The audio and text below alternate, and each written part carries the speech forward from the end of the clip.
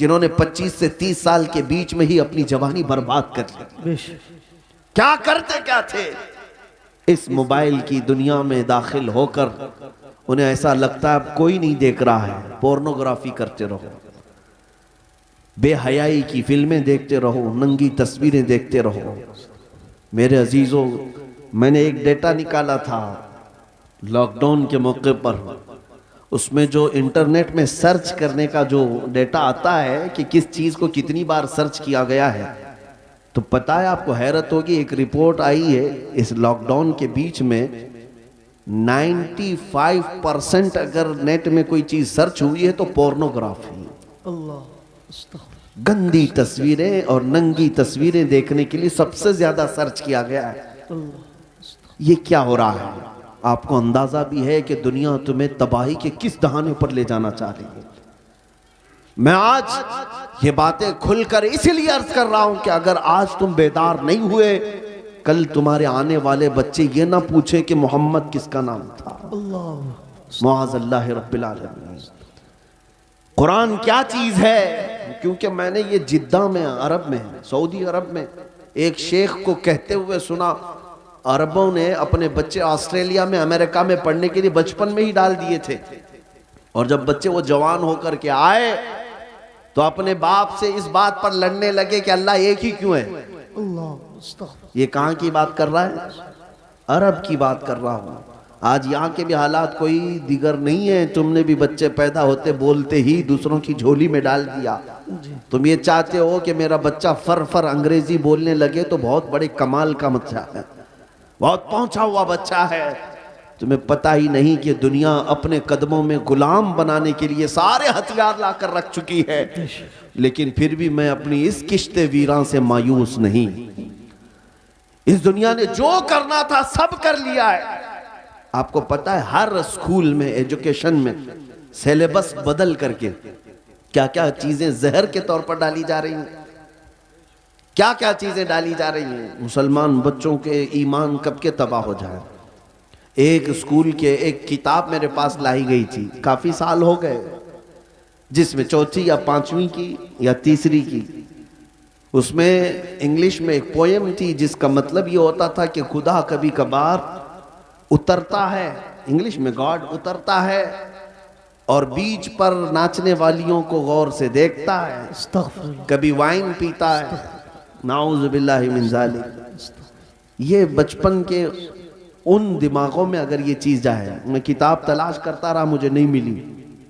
किसी साहब ने कहा था कि कोई टीचर ये पढ़ा रही थी स्कूल में। अगर यही सारे मामलात रहे तो मेरे आका की वो हदीस भी सादिक आती, कुल्लु मौलूदिन यूलदु अलल फितरा व अबवाहु युहव्विदानिही औ युमज्जिसानिही औ युनस्सिरानिही। हर पैदा होने वाला बच्चा इस्लाम की फितरत में पैदा होता है, लेकिन उसके माँ बाप उसे यहूदी बना देते हैं, ईसाई बना देते हैं, या आग का पुजारी बना देते हैं। आज यही तो हालात है। तुम्हारे घर का बच्चा तो ईमान पर पैदा हुआ था, लेकिन तुमने किसी और की गोद में डालकर कब के उसे काफिर बना दिया। और नबी पाक सल्लल्लाहु ताला अलैहि वसल्लम ने यह भी फरमाया, क़यामत के करीब एक जमाना ऐसा आएगा तुम पर, सुबह तुम मोमिन रहोगे, शाम में काफिर हो जाओगे। रात को मोमिन सोओगे, सुबह काफिर उठोगे। मैं सोचता था ऐसा कैसे हो सकता है। मेरे अजीजों, दुनिया ने इतने हथियार भी तुम्हारे पास रख दिए हैं, तुम्हें खबर भी नहीं होती। तुम गाने सुनते सुनते सो रहे होते हो, कई कुफरिया कलमात उसमें आते हैं। रात को तो ईमान वाले थे, सुबह सुन करके काफिर हो चुके। ये दुनिया जिसको तुम देख रहे हो, आला हजरत ने क्या खूब कहा, शहद दिखाए जहर पिलाए, कातिल डाइन शोहर कुश, इस मुर्दार पे क्या ललचाए, दुनिया देखी भाली है। ऐ नौजवानों, याद रखना एक वक्त आएगा जब हम सबको इस दुनिया को तर्क करके जाना है। इस बात का यकीन रखो कि हमारी सांसें रुकने वाली हैं। एक दिन हमें बांध करके ले जाया जाएगा। आज तुम मस्जिद में बुलाने के बावजूद नहीं आते, कल तुम्हारा कफन बांधकर, रस्सियां बांधकर इमाम के सामने लाकर रख दिया जाएगा। जिंदगी भर नहीं पड़ता था, लेकिन अब इमाम तुम पर पड़ेगा। और फिर जाओगे, किस सफर पे जाओगे बताओ, कहां जाओगे? कोई ऐसी जगह तुमने ढूंढ रखी है तो मैं तुमसे फिर बात नहीं करूंगा कि मरने के बाद मैंने एक सेफ जगह देखी है। है तुम्हारे पास? तुम्हें पता है जाना तो वही है जहां सब पहले वाले भी गए। बड़े बड़े वक्त के पहलवान, बड़े बड़े मालदार जहां गए, जिनके पास पैसों की रेल पेल ऐसी थी कि वो घर बैठे जो चाहते हासिल हो जाता, घर बैठे। तुम्हें पता है सिकंदर आजम एक बादशाह, दारा नाम का एक बादशाह, जब वो मर रहा था तो उसने एक वसीयत की थी, आधी दुनिया पर उसने हुकूमत की। अपने चाहने वालों से कहा कि जब मैं मरूं तो मुझे पूरा दफन करना, लेकिन मेरे दोनों हाथ ऊपर रखना, कब्र में इसको दफन मत करना। लोगों ने पूछा ऐसा क्यों? कहा ताकि दुनिया बार बार मेरे कब्र के पास आकर देखे आधी दुनिया फतह करने वाला भी जमीन पर खाली हाथ सोया हुआ है, कुछ नहीं है इसके पास। हमारे कफन भी जो बांधे जाते हैं ना, एक जेब भी नहीं रखी जाती, रखी जाती है ना। हम अपनी मैयतों के सिराने एक सिक्का रखते हैं ना एक नोट रखते हैं। तुम्हें पता है हम उस दुनिया के सफर पर जा रहे हैं जहां पैसा काम नहीं आएगा, जहां दौलत काम नहीं आएगी, न फरिश्ते रिश्वत लेंगे, न बारगाह इलाही में किसी और तरीके की कोई गुंजाइश तुम्हारे लिए निकल जाएगी दुनियावी एतबार से। अजीजान गिरामी वकार, जब हमें पता है कि हमें उधर ही जाना है, तो इसलिए आज हजरत अनस रदी अल्लाह ताला अन्हु की हदीस मैं सुनाता हूँ। हजरत अनस कहते इस हदीस से ज्यादा मुझे किसी और से खुशी ही नहीं हुई थी। क्या है वह हदीस? नबी पाक सल्लल्लाहु ताला अलैहि वसल्लम ने इरशाद फरमाया, अल मर्उ मा मन अहब, इंसान क़यामत के दिन उसी के साथ होगा जिससे दुनिया में मोहब्बत करता था। बेशक बेशक। हजरत अनस से पूछा गया इस हदीस से आपको इतनी खुशी क्यों है? हजरत अनस कहते हैं इसलिए कि मैं रसूलुल्लाह से मोहब्बत, सुभान अल्लाह, इसलिए कि मैं अबू बकर व उमर से मोहब्बत करता हूँ। मेरा यकीन है कल क़यामत के दिन इन्हीं के साथ रहूं। नारे तकबीर, आज नारे रिसालत। आज है नौजवानों, अगर तुम किसी और के फैन हो, किसी और के पैरोकार हो, किसी और के मुत्तबे हो, तो तुम्हारे लिए तुम्हारी जिंदगी मुबारक। तुम जिसके पीछे चलना चाहो, एक बात याद रखना, क़यामत के दिन उसी के साथ उठाए जाओगे, उसी के साथ उठाए जाओगे। और जहां तुम्हारा वो आका जा रहा होगा वहीं तुम्हें भी ले जाएगा। लेकिन अल्हम्दुलिल्लाह मुझे इस बात पर फख्र है। मैं अक्सर नौजवानों से कहता हूं कि एक काम करते हैं, तुम बार बार हमारे समझाने से आते नहीं, कभी तुम अखलाक रसूल को हल्के में ले लेते हो, सुन्नतों को हल्के में ले लेते हो, इस्लामी जिंदगी को ऐब समझने लग जाते हो।